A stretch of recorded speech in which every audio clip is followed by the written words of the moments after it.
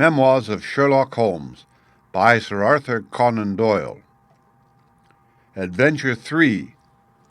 The Stockbroker's Clerk. Shortly after my marriage, I had bought a connection in the Paddington district. Old Mr. Farquhar, from whom I purchased it, had at one time an excellent general practice, but his age and an affliction of the nature of St. Vitus's dance from which he suffered had very much thinned it. The public, not unnaturally, goes on the principle that he who would heal others must himself be whole, and looks askance at the curative powers of the man whose own case is beyond the reach of his drugs. Thus, as my predecessor weakened, his practice declined, until when I purchased it from him it had sunk from 1,200 to little more than 300 a year. I had confidence, however, in my own youth and energy, and was convinced that in a very few years the concern would be as flourishing as ever. For 3 months after taking over the practice, I was kept very closely at work, and saw little of my friend Sherlock Holmes, for I was too busy to visit Baker Street, and he seldom went anywhere himself save upon professional business. I was surprised, therefore, when one morning in June, as I sat reading the British Medical Journal after breakfast, I heard a ring at the bell, followed by the high, somewhat strident tones of my old companion's voice. "Ah, my dear Watson," said he, striding into the room, "I am very delighted to see you. I trust that Mrs. Watson has entirely recovered from all the little excitements connected with our adventure of the Sign of 4. "Thank you. We are both very well," said I, shaking him warmly by the hand. "And I hope also," he continued, sitting down in the rocking-chair, "that the cares of medical practice have not entirely obliterated the interest which you used to take in our little deductive problems." "On the contrary," I answered, "it was only last night that I was looking over my old notes and classifying some of our past results." "I trust that you don't consider your collection closed?" "Not at all. I should wish nothing better than to have some more of such experiences." "Today, for example?" "Yes, today, if you like. And as far off as Birmingham?" "Certainly, if you wish it. And the practice?" "I do my neighbour's when he goes. He is always ready to work off the debt." "Ha! Nothing could be better," said Holmes, leaning back in the chair and looking keenly at me from under his half-closed lids. "I perceive that you have been unwell lately. Summer colds are always a little trying." "I was confined to the house by a severe chill for 3 days last week. I thought, however, that I had cast off every trace of it." "So you have. You look remarkably robust." "How, then, did you know of it?" "My dear fellow, you know my methods." "You deduced it, then?" "Certainly." "And from what?" "From your slippers." I glanced down at the new patent leathers which I was wearing. "How on earth—" I began, but Holmes answered my question before it was asked.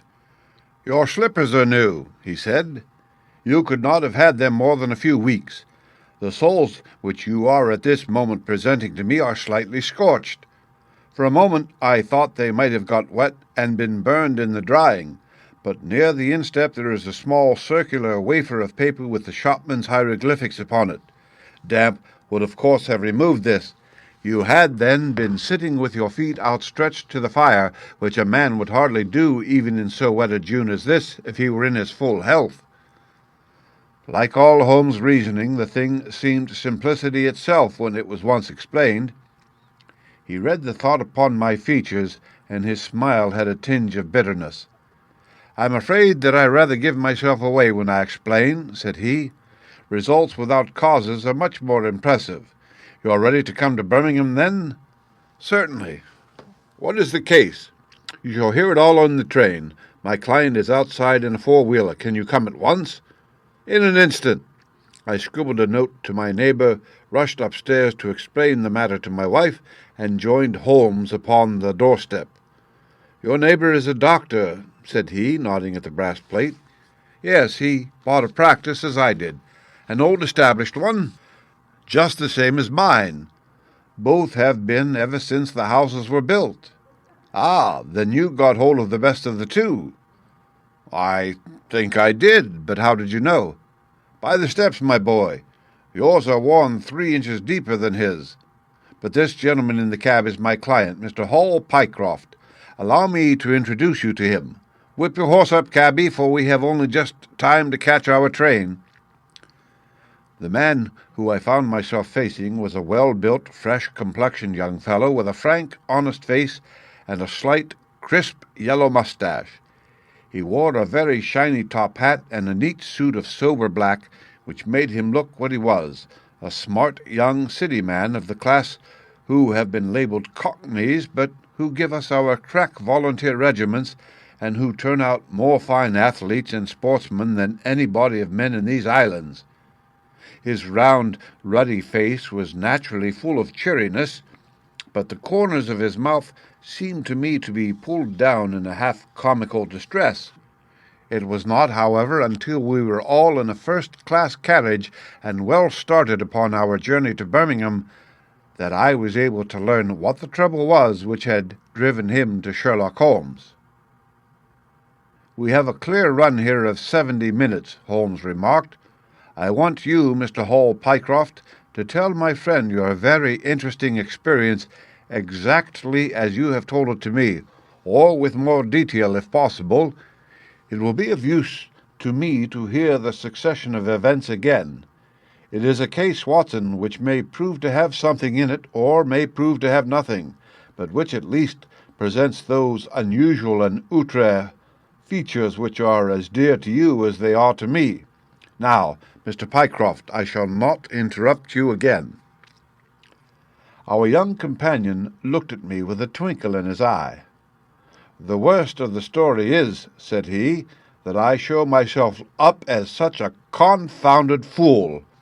Of course it may work out all right, and I don't see that I could have done otherwise, but if I have lost my crib and get nothing in exchange, I shall feel what a soft Johnny I have been. I'm not very good at telling a story, Dr. Watson, but it is like this with me. I used to have a billet at Coxon and Woodhouse's of Draper's Garden, but they were let in early in the spring through the Venezuelan loan, as no doubt you remember, and came a nasty cropper. I had been with them 5 years, and old Coxon gave me a ripping good testimonial when the smash came, but of course we clerks were all turned adrift, the 27 of us. I tried here and tried there, but there were lots of other chaps on the same lay as myself, and it was a perfect frost for a long time. I had been taking £3 a week at Coxon's, and I'd saved about 70 of them, but I soon worked my way through that and out at the other end. I was fairly at the end of me tether at last, and could hardly find the stamps to answer the advertisements or the envelopes to stick them to. I had worn out my boots paddling up office stairs, and I seemed just as far from getting a billet as ever. At last I saw a vacancy at Mawson and Williams, the great stockbroking firm in Lombard Street. I dare say AC is not much in your line, but I can tell you that this is about the richest house in London. The advertisement was to be answered by letter only. I sent in me testimonial and an application, but without the least hope of getting it. Back came an answer by return, saying that if I would appear next Monday, I might take over my new duties at once, provided that my appearance was satisfactory. No one knows how these things are worked. Some people say that the manager just plunges his hand into the heap and takes the first that comes. Anyhow, it was me innings at that time, and I don't ever wish to feel better pleased. The screw was £1 a week rise, and the duties just about the same as at Coxon's. And now I come to the queer part of the business. I was in diggings out Hampstead way, 17 Paulus Terrace. Well, I was sitting doing a smoke that very evening after I had been promised the appointment, when up come me landlady with a card which said Arthur Pinner, financial agent, printed upon it. I had never heard the name before, and I could not imagine what he wanted with me, but of course I asked her to show him up. In he walked, a middle-sized, dark-haired, dark-eyed, black-bearded man with a touch of the sheeny about his nose. He had a brisk kind of way with him, and spoke sharply like a man who knew the value of time. "Mr. Hall Pycroft, I believe?" said he. Yes, sir, I answered, pushing the chair towards him. Lately engaged at Coxon and Woodhouse's? Yes, sir. And now on the staff at Mawson's? Quite so. Well, said he, the fact is I have heard some really extraordinary stories about your financial ability. You remember Parker, who used to be Coxon's manager? He can never say enough about it. Of course, I was pleased to hear this. I had always been pretty sharp in the office, but I'd never dreamed that I was talked about in the city in this fashion. You have a good memory, said he. Pretty fair, I answered modestly. Have you kept in touch with the market while you have been out of work? He asked. Yes, I read the stock exchange list every morning. Now that shows real application, he cried. That's the way to prosper. You won't mind my testing you, will you? Let me see. How are A shares? 106 1/4 to 105 7/8. And New Zealand Consolidated? 104. And British Broken Hill?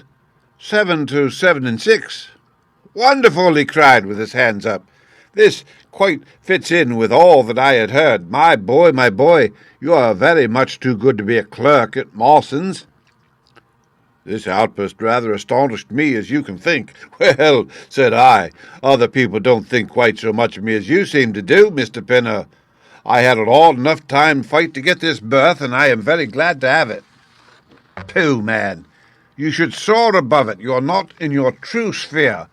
Now I'll tell you how it stands with me. What I have to offer is little enough when measured by your ability, but when compared with Mawson's, it's light to dark. Let me see. When do you go to Mawson's? On Monday. Ha, ha! I think I would risk a little sport and flutter that you don't go there at all. Not go to Mawson's? No, sir. By that day you will be the business manager of the Franco Midland Hardware Company Limited, with 134 branches in the towns and villages of France, not counting one in Brussels and one in San Remo. Well, it took my breath away. I never heard of it, said I. Very likely not. It has been kept very quiet, for the capital was all privately subscribed, and it's too good a thing to let the public into. My brother, Harry Pinner, is a promoter and joins the board after allotment as managing director. He knew I was in the swim down here and asked me to pick up a good man cheap, a young, pushing man with plenty of snap about him. Parker spoke of you, and that brought me here tonight. We can only offer you a beggarly 500 to start with. 500 a year? I shouted. Only that at the beginning, but you ought to have an overriding commission of 1% on all business done by your agents, and you may take my word for it that this will come to more than your salary. But I know nothing about hardware. Tut, tut, my boy, you know about figures. Well, my head buzzed, and I could hardly sit still in my chair, but suddenly a little chill of doubt came upon me. I must be frank with you, I said. Mawson only gives me 200, but Mawson is safe. Now, really, I know so little about your company that— Ah, smart, smart, he cried in a kind of ecstasy of delight. You are the very man for us. You're not to be talked over, and quite right, too. Now, here's a note for £100, and if you think that we can do business, you may just slip it into your pocket as an advance upon your salary. That is very handsome, said I. When should I take over my new duties? Be in Birmingham tomorrow at 1, said he. I have a note in my pocket here, which you will take to my brother. You will find him at 126B Corporation Street, where the temporary offices of the company are situated. Of course, he must confirm your engagement, but between ourselves it will be all right. Really, I hardly know how to express my gratitude, Mr. Pinner, said I. Not at all, my boy. You have only got your deserts. There are one or two small things, mere formalities, which I must arrange with you. You have a bit of paper beside you there. Kindly write upon it, I am perfectly willing to act as business manager to the Franco Midland Hardware Company Limited at a minimum salary of £500. I did as he asked, and he put the paper in his pocket. "There is one other detail," said he. "What do you intend to do about Mawson's?" Well, I had forgotten all about Mawson's in me joy. "I'll write and resign," said I. "Precisely what I don't want you to do. I had a row over you with Mawson's manager. I had gone up to ask him about you, and he was very offensive, accusing me of coaxing you away from the service of their firm and that sort of thing. At last I fairly lost my temper. 'If you want good men, you should pay them a good price,' said I. "'You would rather have our small price than your big one,' said he. "'I'll lave you a fiver,' said I, 'that when he has my offer you'll never so much as hear from him again.' "'Done,' said he. We picked him out of the gutter, and he won't leave us so easily. Those were his very words." "The impudent scoundrel!" I cried. "I've never so much as seen him in my life. Why should I consider him in any way? I shall certainly not write if you would rather I didn't." "Good. That's a promise," said he, rising from his chair. "Well, I'm delighted to have got so good a man for my brother. Here's your advance of £100, and here's the letter. Make a note of the address, 126B Corporation Street, and remember that 1 o'clock tomorrow is your appointment. Good night, and may you have all the fortune that you deserve." That's just about all that passed between us, as near as I can remember. You can imagine, Dr. Watson, how pleased I was at such an extraordinary bit of good fortune. I sat up half the night hugging myself over it. Next day I was off to Birmingham in a train that would take me in plenty time for my appointment. I took my things to a hotel in New Street, and then I made my way to the address which had been given me. It was a quarter of an hour before me time, but I thought that would make no difference. 126B was a passage between two large shops which led to a winding stone stair, from which there were many flats, let as offices to companies or professional men. The names of the occupants were painted at the bottom on the wall, but there was no such name as the Franco Midland Hardware Company, Limited. I stood for a few minutes with my hat and my boots, wondering whether the whole thing was an elaborate hoax or not, when up came a man and addressed me. He was very like the chap I had seen the night before, the same figure and voice, but he was clean-shaven and his hair was lighter. "Are you Mr. Hall Pycroft?" he asked. "Yes," said I. "Oh, I was expecting you, but you are a trifle before your time. I had a note from my brother this morning in which he sang your praises very loudly." "I was just looking for the offices when you came." "Well, we have not got our name up yet, for we only secured these temporary premises last week. Come up with me, and we will talk the matter over." I followed him to the top of a very lofty stair, and there, right under the slates, were a couple of empty, dusty little rooms, uncarpeted and uncurtained, into which he led me. I had thought of a great office with shining tables and rows of clerks, such as I was used to, and I dare say I had rather stared straight at the two deal chairs and one little table, which, with a ledger and a waste-paper basket, made up the whole furniture. "Don't be disheartened, Mr. Pycroft," said my new acquaintance, seeing the length of my face. "Rome was not built in a day, and we have lots of money at our backs, though we don't cut much dash yet in offices. Pray sit down, and let me have your letter." I gave it to him, and he read it over very carefully. "You seem to have made a vast impression upon my brother Arthur," said he, "and I know that he is a pretty shrewd judge. He swears by London, you know, and I by Birmingham, but this time I shall follow his advice. Pray consider yourself definitely engaged." "What are my duties?" I asked. "You will eventually manage the great depot in Paris, which will pour a flood of English crockery into the shops of 134 agents in France. The purchase will be completed in a week, and meanwhile you will remain in Birmingham and make yourself useful." "How?" For answer he took a big red book out of a drawer. "This is a directory of Paris," said he, "with the trades after the names of the people. I want you to take it home with you, and to mark off all the hardware sellers and with their addresses. It would be of the greatest use to me to have them." "Surely there are classified lists," I suggested. "Not reliable ones. Their system is different from ours. Stick at it, and let me have the lists by Monday at 12. Good day, Mr. Pycroft. If you continue to show zeal and intelligence, you will find the company a good master." I went back to the hotel with the big book under my arm and with very conflicting feelings in my breast. On the one hand, I was definitely engaged and had £100 in my pocket. On the other, the look of the offices, the absence of name on the wall, and other of the points which would strike a businessman had left a bad impression as to the position of me employers. However, come what might, I had me money, so I settled down to me task.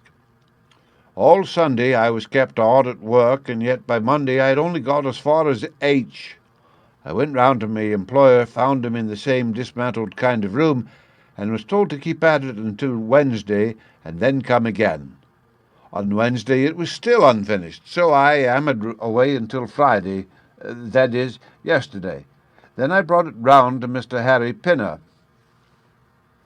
"Thank you very much," said he. "I fear that I underrated the difficulty of the task. This list will be a very material assistance to me."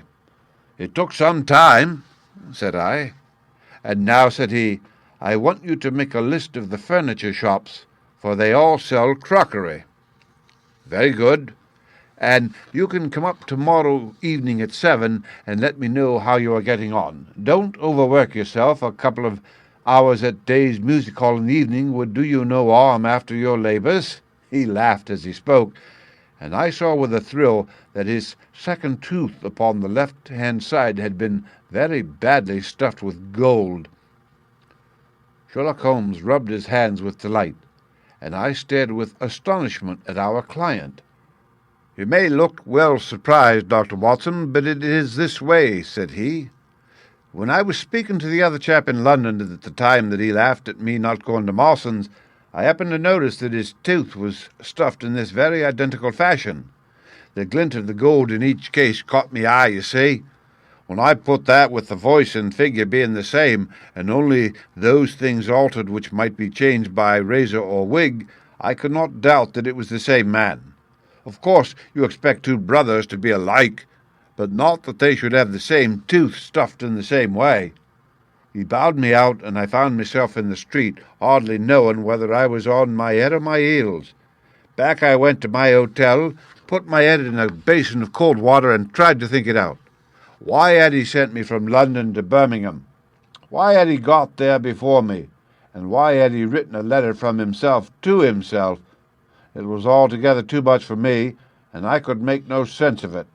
And then suddenly it struck me that what was dark to me might be very light to Mr. Sherlock Holmes. I had just time to get up to town by the night train to see him this morning and to bring you both back with me to Birmingham." There was a pause after the stockbroker's clerk had concluded his surprising experience. Then Sherlock Holmes cocked his eye at me, leaning back on the cushions with a pleased and yet critical face, like a connoisseur who has just taken his first sip of a Comet vintage. "Rather fine, Watson, is it not?" said he. "There are points in it which pleased me. I think that you will agree with me that an interview with Mr. Arthur Harry Pinner in the temporary offices of the Franco Midland Hardware Company Limited would be a rather interesting experience for both of us." "But how can we do it?" I asked. "Oh, easily enough," said Hall Pycroft cheerily. "You are two friends of mine who are in want of a billet, and what could be more natural than that I should bring you both round to the managing director?" "Quite so, of course," said Holmes. "I should like to have a look at this gentleman and see if I can make anything of his little game. What qualities have you, my friend, which would make your services so valuable? Or is it possible that—" He began biting his nails and staring blankly out of the window, and we hardly drew another word from him till we were in New Street. At 7 o'clock that evening we were walking, the three of us, down Corporation Street to the company offices. "There is no use our being at all before our time," said our client. "He only comes there to see me, apparently, for the place is deserted up to the very hour he names." "That is suggestive," remarked Holmes. "By Jove, I told you so," cried the clerk. "That's he walking ahead of us there." He pointed to a smallish, dark, well-dressed man who was bustling along the other side of the road. As we watched him, he looked across at a boy who was bawling out the latest edition of the evening paper, and running over among the cabs and buses, he bought one from him. Then, clutching it in his hand, he vanished through a doorway. "There he goes!" cried Hall Pycroft. "These are the company's offices into which he has gone. Come with me. I'll fix it up as easily as possible." Following his lead, we ascended 5 stories until we found ourselves outside a half-open door at which our client tapped. A voice within bade us enter, and we entered a bare, unfurnished room, such as Hall Pycroft had described. At the single table sat the man whom we had seen in the street, with his evening paper spread out in front of him, and as he looked up at us it seemed to me that I had never looked upon a face which bore such marks of grief and of something beyond grief, of a horror such as come to few men in a lifetime. His brow glistened with perspiration, his cheeks were of the dull, dead white of a fish's belly, and his eyes were wild and staring. He looked at his clerk as though he failed to recognize him, and I could see by the astonishment depicted upon our conductor's face that this was by no means the usual appearance of his employer. "You look ill, Mr. Pinner," he exclaimed. "Yes, I am not very well," answered the other, making obvious efforts to pull himself together, and licking his dry lips before he spoke. "Who are these gentlemen whom you have brought with you?" "One is Mr. Harris of Bermondsey, and the other is Mr. Price of this town," said our clerk glibly. "They are friends of mine and gentlemen of experience, but they have been out of a place for some little time, and they hope that perhaps you might find an opening for them in the company's employment." "Very possibly, very possibly," cried Mr. Pinner with a ghastly smile. "Yes, I have no doubt that we shall be able to do something for you. What is your particular line, Mr. Harris?" "I am an accountant," said Holmes. "Ah, yes, we shall want something of the sort. And you, Mr. Price?" "A clerk," said I. "I have every hope that the company may accommodate you. I will let you know about it as soon as we come to any conclusion. And now I beg that you will go. For God's sake, leave me to myself." These last words were shot out of him as though the constraint which he was evidently setting upon himself had suddenly and utterly burst asunder. Holmes and I glanced at each other, and Hall Pycroft took a step towards the table. "You forget, Mr. Pinner, that I am here by appointment to receive some directions from you." "Certainly, Mr. Pycroft, certainly," the other resumed in a calmer tone. "You may wait here a moment, and there is no reason why your friends should not wait with you. I will be entirely at your service in 3 minutes if I might trespass upon your patience so far." He rose with a very courteous air, and bowing to us, he passed out through a door at the farther end of the room, which he closed behind him. "What now?" whispered Holmes. "Is he giving us the slip?" "Impossible," answered Pycroft. "Why so?" "That door leads to an inner room." "There is no exit?" "None." "Is it furnished?" "It was empty yesterday." "Then what on earth can he be doing? There's something which I don't understand in this matter. If ever a man was 3 parts mad with terror, that man's name is Pinner. What can have put the shivers on him?" "He suspects that we are detectives," I shrugged. "That's it!" cried Pycroft. Holmes shook his head. "He did not turn pale. He was pale when we entered the room," said he. "It is just possible that—" His words were interrupted by a sharp rat-tat from the direction of the inner door. "What the deuce is he knocking at his own door for?" cried the clerk. Again and much louder came the rat-tat-tat. We all gazed expectantly at the closed door. Glancing at Holmes, I saw his face turn rigid, and he leaned forward in intense excitement. Then suddenly came a low, guggling, gargling sound, and a brisk drumming upon woodwork. Holmes sprang frantically across the room and pushed to the door. It was fastened on the inner side. Following his example, we threw ourselves upon it with all our weight. One hinge snapped, then the other, and down came the door with a crash. Rushing over it, we found ourselves in the inner room. It was empty. But it was only for a moment that we were at fault. At one corner, the corner nearest the room which we had left, there was a second door. Holmes sprang to it and pulled it open. A coat and a waistcoat were lying on the floor, and from a hook behind the door, with his own braces around his neck, was hanging the managing director of the Franco Midland Hardware Company. His knees were drawn up, his head hung at a dreadful angle to his body, and the clatter of his heels against the door made the noise which had broken in upon our conversation. In an instant I had caught him round the waist and held him up, while Holmes and Pycroft untied the elastic bands which had disappeared between the livid creases of skin. Then we carried him into the other room, where he lay with a clay-coloured face, puffing his purple lips in and out with every breath, a dreadful wreck of all that he had been but 5 minutes before. "What do you think of him, Watson?" asked Holmes. I stooped over him and examined him. His pulse was feeble and intermittent, but his breathing grew longer, and there was a little shivering of his eyelids, which showed a thin white slit of ball beneath.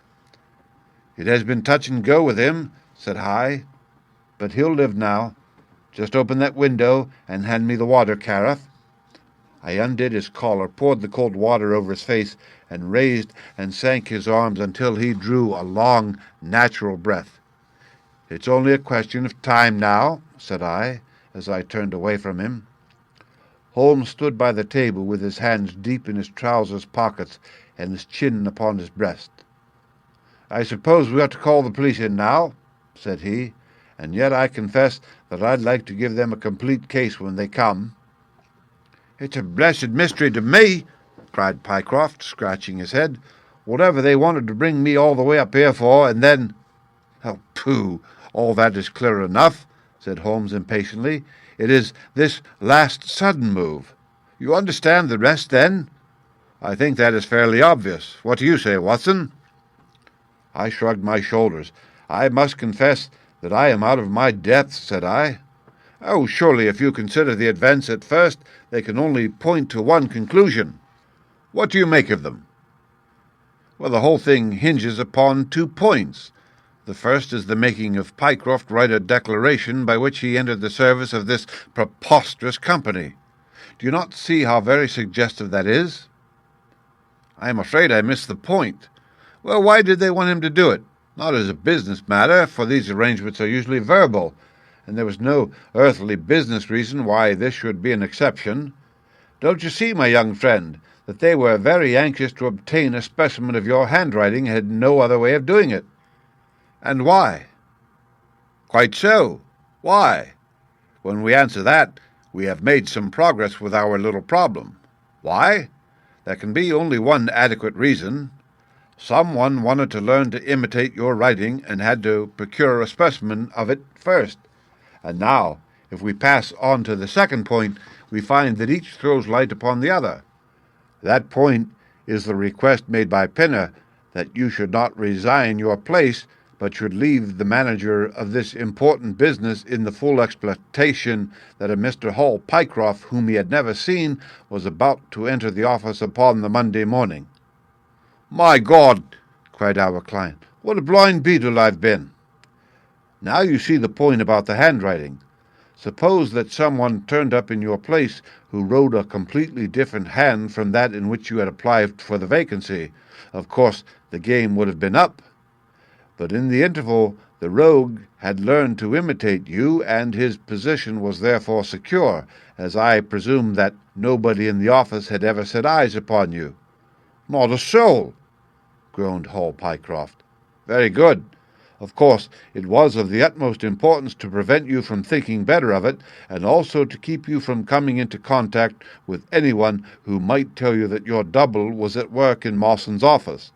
Therefore they gave you a handsome advance on your salary and ran you off to the Midlands, where they gave you enough work to do to prevent your going to London, where you might have burst their little game up. That is all plain enough. But why should this man pretend to be his own brother? Well, that is pretty clear also. There are evidently only two of them in it. The one is impersonating you at the office. This one acted as your engager, and then found that he could not find you an employer without admitting a third person into the plot. That he was most unwilling to do. He changed his appearance as far as he could, and trusted that the likeness, which you could not fail to observe, would be put down to a family resemblance. But for the happy chance of the gold stuffing, your suspicions would probably never have been aroused. Hall Pycroft shook his clenched hands in the air. "Good Lord!" he cried. "While I have been fooled in this way, what has this other Hall Pycroft been doing at Mawson's? What shall we do, Mr. Holmes? Tell me what to do." "We must wire to Mawson's." "They shut at 12 on Saturdays." "Never mind. There may be some doorkeeper or attendant." "Ah, yes, they keep a permanent guard there on account of the value of the securities that they hold. I remember hearing it talked of in the city." "Very good. We shall wire to him and see if all is well, and if a clerk of your name is working there. That is clear enough. But what is not so clear is why at sight of us one of the rogues should instantly walk out of the room and hang himself." "The paper!" croaked a voice behind us. The man was sitting up, blanched and ghastly, with returning reason in his eyes and hands which rubbed nervously at the broad red band which still encircled his throat. "The paper, of course!" yelled Holmes in a paroxysm of excitement. "Idiot that I was! I thought so much of our visit that the paper never entered my head for an instant. To be sure, the secret must be there." He flattened it out upon the table, and a cry of triumph burst from his lips. "Look at this, Watson!" he cried. "It is a London paper, an early edition of the Evening Standard. Here is what we want. Look at the headlines. 'Crime in the City. Murder at Mawson and Williams. Gigantic attempted robbery. Capture of the criminal.' Here, Watson, we are all equally anxious to hear it, so kindly read it aloud to us." It appeared from its position in the paper to have been the one event of importance in town, and the account of it ran in this way. "A desperate attempt at robbery culminating in the death of one man and the capture of the criminal occurred this afternoon in the city. For some time back, Mawson and Williams, the famous financial house, have been the guardians of securities which amount in the aggregate to a sum of considerably over £1,000,000. So conscious was the manager of the responsibility which devolved upon him in consequence of the great interest at stake, that safes of the very latest construction have been employed, and an armed watchman has been left day and night in the building. It appears that last week a new clerk named Hall Pycroft was engaged by the firm. This person appears to have been none other that Beddington, the famed forger and cracksman, who, with his brother, had only recently emerged from a 5-year spell of penal servitude. By some means which are not yet clear, he succeeded in winning under a false name this official position in the office, which he utilized in order to obtain moulding of various locks and a thorough knowledge of the position of the strong room and the safes. It is customary at Mawson's for the clerks to leave at midday on Saturday. Sergeant Tucson of the city police was somewhat surprised, therefore, to see a gentleman with a carpet-bag come down the steps at 20 minutes past 1. His suspicions being aroused, the sergeant followed the man, and with the aid of Constable Pollock succeeded, after a most desperate resistance in arresting him. It was at once clear that a daring and gigantic robbery had been committed. Nearly £100,000 worth of American railway bonds, with a large amount of scrip in mines and other companies, was discovered in the bag. On examining the premises, the body of the unfortunate watchman was found doubled up and thrust into the largest of the safes, where it would not have been discovered until Monday morning had it not been for the prompt action of Sergeant Tucson. The man's skull had been shattered by a blow from a poker delivered from behind. There could be no doubt that Beddington had obtained entrance by pretending that he had left something behind him, and having murdered the watchman, rapidly rifled the large safe and then made off with his booty.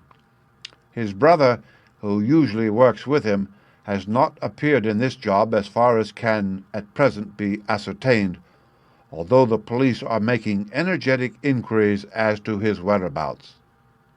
Well, we may save the police some little trouble in that direction, said Holmes, glancing at the haggard feature huddled up on the window. Human nature is a strange mixture, Watson. You see that even a villain and murderer can inspire such affection that his brother turns to suicide when he learns that his neck is forfeited. However, we have no choice as to our action. The doctor and I will remain on guard, Mr. Pycroft, if you will have the kindness to step out for the police. The End. Read by Rick Kistner for Lit2Go on the web at fcit.usf.edu.